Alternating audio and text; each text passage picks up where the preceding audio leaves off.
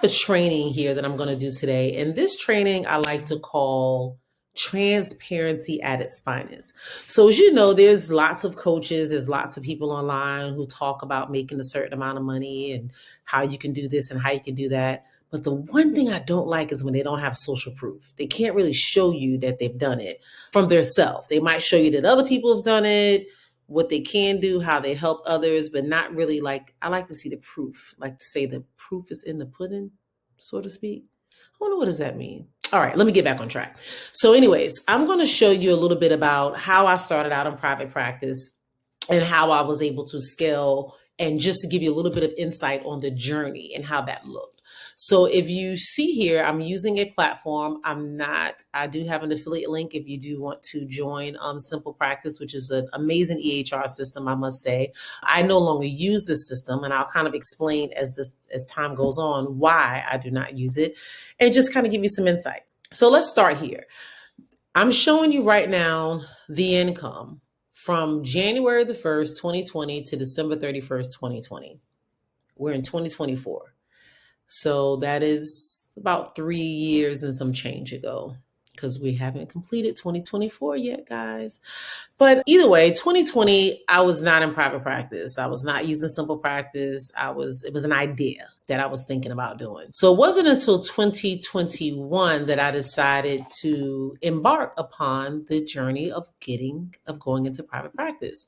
So I'm going to show you the financial trajectory that I took in private practice and how things look, where I was, where I started from, goals, the plans, all that good stuff. So once I get these dates right, I like to press enter, then I can actually show you some things. And then we'll kind of go from here, and you'll be able to see exactly where I started, as you can see, in 2020 with nothing. And now we're in 2021, and let's see. Oh boy, your girl is balling out. All right. So just a little bit backstory about this. As you can see, the income was $11,573. And this was the year that I decided, you know what? I'm going to try this private practice thing and just see how it goes. I was still working in agency as a director. So that was my full-time job, made really good money, managed lots and lots of people. And, I oversaw outpatient and some other mental health programs there. However, I decided that, I wanted to see if I could, start making some money and doing things on the side. So this is when I decided to start embracing the idea of doing private practice and what that would look like. So I started credentialing myself little by little with different insurance programs. I started seeing some clients for self-pay and just kind of dipping my feet in the sand a little bit, just to see what I can get. So as you can see, July, you see a little bit of client payments, a little bit of insurance payments. September, October. This is the time frame that things took a shift. Some of you have heard my story. If not, I'll definitely save that for another video and go on more depth. However, I left my job the end of September, early October of 2021. In no shape, form, or fashion did I say, oh my God, I'm making almost $1,000 a month. I think I'm ready to take that leap. It wasn't that kind of situation. However, it was probably the best decision I've ever made. Honestly, is definitely one of the best decisions I've ever made. Besides, having a family, marriage, kids, all that good stuff. But let's just say from a business and a professional standpoint, that was the best decision, to go ahead and take a leap of faith and jump out on my own, believe in myself, and do what I can do. And I'm going to show you how that transpired into my first 6 figures and beyond. So October, you start billing insurances. They start coming in slow. So whoever I saw in September, I started getting paid roughly October, November, that time frame. Whoever I saw in November, I started getting paid in December, and so forth. So as you can see, me starting out in September, October, December is when I really started getting that flow of income coming in. So as you can see here, you're looking at a little less than $5,000 that I had made, like saying doing a full month of private practice. So now we're going to jump into 2022. This was the first full year. So you saw what I was able to do in 2021, which was a little over 11,000. So this is 2022. This is the first full year in private practice. Myself, and then I did start adding on some part-time people doing 5 to 10, 15 hours a week. Some were able to do a little bit more, but not really consistent. At this point, I'm learning how to kind of maintain the growth, but also add to the team. How many hours was I going to require people to do? Getting my contracts in place, my policy, my procedures. Like, it's so much when it's just you and you're working independently. Things change when you add people. They want to know where to go to for this. Do you offer benefits? Do you not? What happens if a client doesn't show? How do we get paid for this? What do we do here? There's so many different things that I had to figure out and had to have a game plan on how to provide that support and assistance for those who had joined my team. This year was my first full year in private practice. Now, remind you, I do other things on the side outside of private practice, as you guys know from following me or just kind of knowing me in other programs that I do or other things that I talk about. So this pretty much, I would like to say, was my bread and butter. However, I had some other things on the side. That was also bringing and generating income in that was very helpful to help me build and scale at a much faster pace. And then also at this point in my practice, I was still getting paneled with different insurances. So I use other platforms like Headway and Alma and other contracts with companies who were, paying me to see clients and contract under them. So I also had that going on, but that wouldn't show in simple practices. These are different types of clients and I use a different platform for that. So for the purpose of this, I just want to show you what it looks like in private practice when you're heavy base insurance. How does it flow each month? What is the trajectory when you're trying to grow and scale and so forth? So for the purpose of this, you can see the momentum kept going up. So January, we're looking at a little less than 6,000. February, a little over 7, close to 8,000. And then you see the consistency in January, February, March. However, I had a situation with insurance where I wasn't getting paid for one of my insurance carriers for a long time. And it was a backlog. Like, they kept saying, oh, I'm going to pay it. Oh, there's an issue with this. You're not credentialed here. Just a lot of back and forth, which we knew it was an error on their end. We just had to wait for them to fix it. So with that being said, I had a biller at this time. So she would actually advocate and help. So I was able to continue to see clients, continue to grow my team while she was behind the scenes figuring out what was going on and getting everything rectified, which I will show you what month it was rectified and how helpful that was. So as you can see in April, May, you're able to see all these things. Come June, you're able to see that I'm pretty much staying consistent. So January through June is consistency. July is when that insurance company decided, you know what, we're going to go ahead and stop playing and we're going to go ahead and send you that check because we know we should have been paying you for the last 6 months. And we've been kind of not doing that consistently and how we should. So that's when you see this huge insurance check for 25. Well, the check wasn't for 25,000, but you see the huge payout was around that amount. So typically let's take out about 7,000 to 8,000 because that's what we see getting January, February, March, April, like consistently.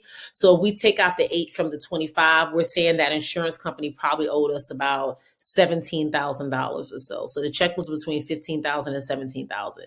So the one thing when I talk about being taking insurance versus self-pay and so forth, it might be slow getting your money and it might be problems where you're getting denials. But if you have a team, a solid team, and someone who can advocate and know that your paperwork and your stuff is right and tight, you're going to get your money. So as you know, it took a few months, but when you get a paycheck for close to $20,000, it's kind of like, whew, you're able to breathe and know that it's coming. You just have to plan for a rainy day when you're doing these types of things and you're dealing with in private practice. So anyways, August comes, we're looking at about 10,000. So now you can see the company's paying us consistently because we don't have that issue where they're behind. So as you can see, probably about $4,000 or $5,000 a month, they were behind. So that's why they paid us back all those months. So January through, let's say, May, they might have had those $3,000 to $4,000 a month that they wasn't paying us. So when we got that lump sum in July, now they're paying us consistently. So now we're balancing out. And as you can see, August, September, October, November. So these are the things that you're able to see. November was another big payout, but that was also growth. We started really moving in a direction. As you can see, December was pretty consistent too. We were really growing and taking off. My team was pretty nice size at this point. So we're no longer just having like 1 to 2, maybe 3 part-time people. I might have had about 5 or 6 people that were on board. Again, they're not producing a lot of hours because most of the people that I had were working with me part-time. However, the moral of this is they still was able to see clients and help me with that, help me not accumulate a wait list and be able to have that steady flow of clients coming in and being seen immediately, which is very helpful when you're growing a business. When people call you and you're able to provide a service and you do great service, guarantee they're going to tell a friend and a friend's going to tell a friend, and that's going to also help you expand in your business. So definitely keep that in mind. So now we're going to go over to another part of another platform in a few minutes, but I want to kind of go into the following year. So that was 2022. Let's look and see how things went in 2023. 2023, apply it that way. So as you can see, now we're on a roll. We have some consistency. We have a team in place. Things are moving along. I'm seeing clients. Now at this point, I'm not seeing clients as much as I was. When I first started out, I'll be honest, I was seeing 30, 35, 40 clients a week, burning myself out because I was seeing all the clients running the business, doing the billing, just everything, just really, really trying to grow the business and get to that point. But at this point in the game, in order to sustain it, I can't be the one doing it. I had to hire people to do certain things. I also had to take less clients that are coming in and take them on an as needed basis, or keep the clients that I had for a long period of time and kind of just fizzle them out over a period of time. But no way at this point am I able to see 30, 40 clients a week. When the phones are ringing, people need support, people need assistance, policies are in place, but there's still things that you just need to do when you're running a business. And we'll talk about that in other videos as well. There's a difference between working in your business and running your business. Big difference. You know, it's kind of like the difference between someone being a business owner, an entrepreneur, someone that has a business that they must work in versus someone has a business that they just run. So there's a lot of different things that you'll learn, and we'll go over in future videos. But just for the purpose of this, I do want to be transparent and say that I was not seeing 30, 40 clients a week. If I was, the revenue number would probably be a lot higher.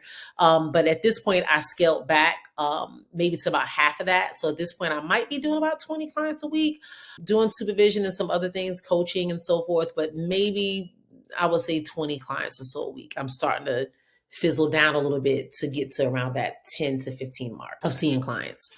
So as you can see, this is a steady flow. Now, the good thing about this is that I'm showing you January 1st through December 31st. However, I switched to a whole new EHR system came around June. I wasn't using Simple Practice anymore. So what I'm going to do is I'm going to switch screens and show you this is where I was at. So we're looking at $237,049.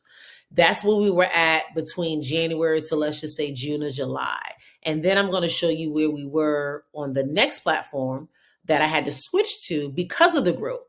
It just became really costly sticking with Simple Practice when you had a team. I was paying anywhere between $700 and $800 a month easily for just the EHR system, not including how much it costs to submit the claims and running reports and checking clients' eligibility, all of that stuff, not including what I had to pay the biller, the person is submitting the claims. It became really costly, and I had to make a decision to see what was best for me for the long haul. How could I maintain the growth and also not stretch myself too thin financially by trying to maintain this type of system? Although it's great, and I did get a lot of pushback when I switched to the new system, I was able to save anywhere from $500 to $600 a month in the new system that I switched to, and had way more reporting features. And I'll show you a little bit about that in another video. I just want to show you right now the amount of money that I picked up on starting from July of 2023 to December of 2023. So I'm going to go ahead and finish up this video by showing you the second platform that I use. So just to kind of give you some transparency, as you know, before we were at 237, I think 237,000 in the other system. Now that we've moved to the new system, is actually called janeapp.com. And I do have an affiliate link at the bottom if you choose to check them out and see if it's something you're interested in, if you have a growing practice. So right now, the total invoices you can see between June through December 31st was roughly 185,000. So June is one of those staggering months. So is July and August. So we weren't really getting anything paid for in the system until August and September of last year. But for the purpose of this video, we were at 237 in the last system, and we're at 185 for this system. Now, I do want you to keep in mind that what's in Simple Practice is showing what was collected. This was a new EHR system. So a lot of the stuff that we were doing in the other EHR system, like the clearinghouse and all the setup, was already done. This one, we had to do all that stuff. So it took some time to get everything going. So right now, if you added the 185, 402, we're looking at about 420,000 year to date. But what we collected on that we know between that time period was the 145. So we're going to just add the 145, 598.